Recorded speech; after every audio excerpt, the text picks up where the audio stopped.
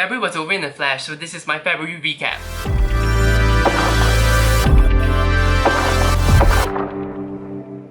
Hello my friends, this is Casper the Boy Diviner here and welcome back to my channel. Today I'm going to talk about my February and what happened, all the decks I got, what books did I read and everything like that. Before I begin, if you enjoyed this video, please leave a like and subscribe. It really helps me out, encourages me, makes me feel motivated to do more videos. If you can comment, that would be even better because today I want to talk about a few spiritual things that I tried this month. Even though I am sort of a witch, I guess, and I do different kind of practices like sigil magic, different prayers, calling in the four corners, making witchy oils for my SKT. I don't really do this on like not even a weekly basis. I do a lot of reading, so I'm more of a book witch. I like reading rituals, but I don't really super enjoy doing them just because I don't know if they work and I don't know if what I'm doing is right. I don't know whether the entities I'm summoning are right, for example. So this month, I actually went for an Archangel Michael course where I summon or call upon the power of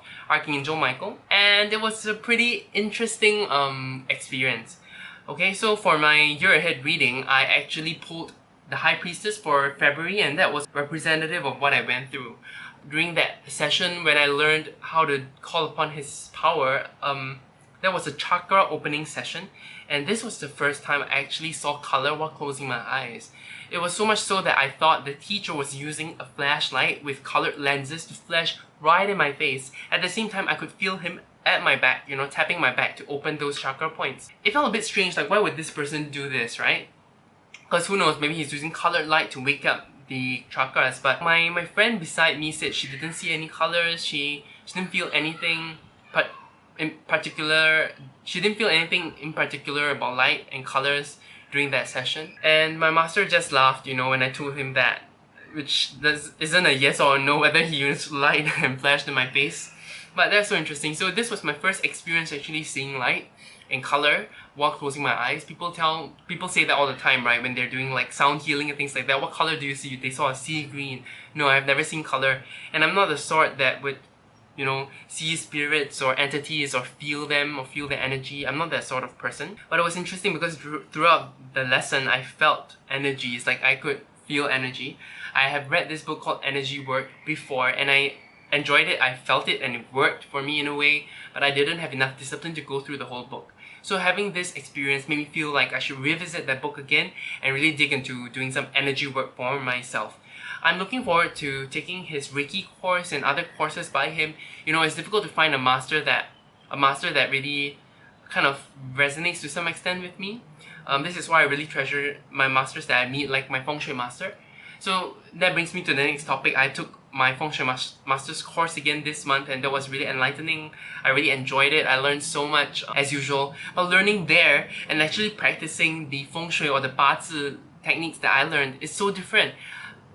It's so different. It's the same for the magic course. When I call upon the power of Archangel Michael in my own house, the vibrations are much lower than what I experienced in his shop or in his practice area. It's just very interesting how space really matters and how when the master is there, the vibes are right to do it right and you get that validation immediately. The good thing is both teachers are willing to hear about how my experiences have been and they're happy to hear my updates, and I really appreciate that. That's the most important when you get a master or a teacher to help you out. The ironic thing for the Bazi course that I took is that I took all his advanced courses first and I took his beginner's course this month, so I finally can understand what was going on all those hours and all the money I spent. Those courses are not cheap. But studying Feng Shui has never been a cheap endeavor in Singapore, in Asian countries, especially because it's not like the Western traditions where everything kind of has come together and become the same. The truth has been revealed. The Chinese occult, Chinese metaphysics, every master has their own viewpoint, every master has their own understanding. So it's really, really just very interesting.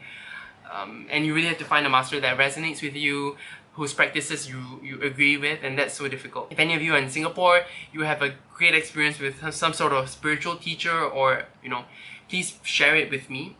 Apart from that, I feel like Western astrology and Western metaphysics, Western occult practices, they have become revealed, so it's easier to do research through books understanding books, whereas even Chinese metaphysics books, they do not actually reflect what the same the teacher who wrote the book teaches something different from his books. So that's so interesting. Not my master, of course. That's a different area, and this is why I just want to talk about how grateful I am to have the masters and the teachers who I have, because I really respect all of them. Okay, apart from that, let's talk about the books I read this month. And all the books I've read this month are fanfiction. Okay, it's crazy. Like, I just got on this rationality thing.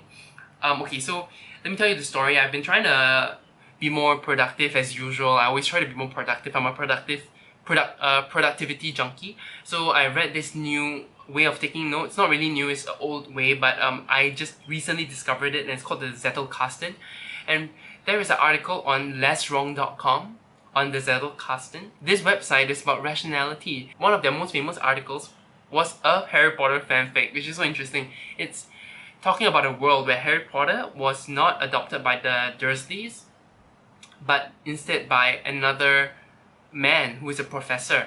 And Harry Potter was brought up being very rational, and how he actually beat Voldemort, that covering the first year of Hogwarts. So I really recommend this this fanfic to everyone who likes Harry Potter. It's called Harry Potter and the Methods of Rationality. So you can go to hpmor.com. That's where the fanfic is, and it's really, really, really, really, really good. I couldn't stop reading it. So interesting that fanfiction can actually be better than some books that I've read. Following that, I read some sort of another fanfic that was inspired by Harry Potter and the Methods of Rationality. It's called Luminosity, and it covers Twilight. If Bella was a rational person, if Bella was not stupid. I've never read Twilight. I know the gist of it, but Luminosity was really interesting and really easy to read. I also want to talk about decks this month, and to be honest, I wanted to talk about the decks I craved this month and the decks I succumbed to, but I think that I will do that for a separate video. I might even call it an anti-haul, but the fact is I'm going to cover the temptations that I have, then those that I've fallen for, and those that I might be falling for next month.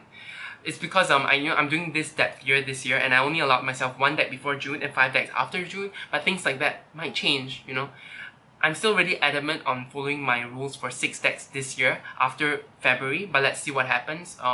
If I fail, I fail, but I have to really explain why, because I'm going to hold myself accountable, and so I'm going to do this in a separate video, probably after this one comes out, okay? I want to talk about the decks I used most this month, and they are new decks that I've received, okay? This month I've received the Mythical Creatures Tarot, which is a beautiful, beautiful, beautiful, beautiful deck. I really enjoyed this deck, and I covered it in the review that I had. And I also wanted to talk about the Oriens Tarot deck. Super enjoying this deck, and a lot of people are in love with this deck. This deck always gets me Instagram likes the most, just because it's so photography friendly.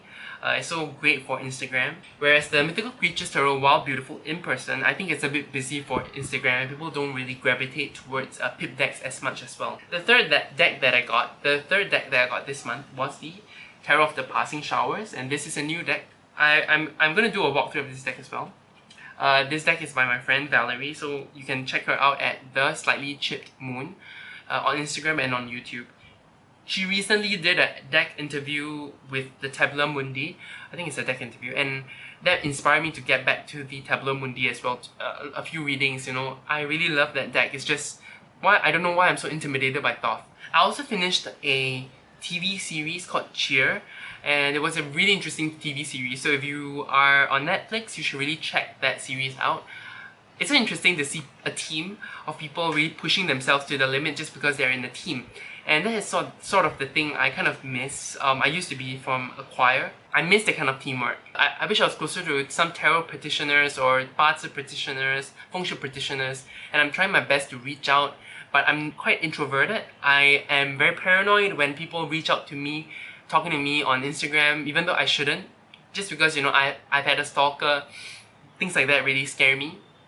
But I'm trying to open my heart up, and it's gonna take me some time. That series really inspired me. That series really inspired me to try to meet more people out there who have the same interests as me, so that I can push myself. Because right now I do feel a bit stagnant in my career, in my job, even in my practice. That's it. That's all I have to say. You guys have a great rest of the month. I hope March will be better for everyone, and you guys have a good rest of the.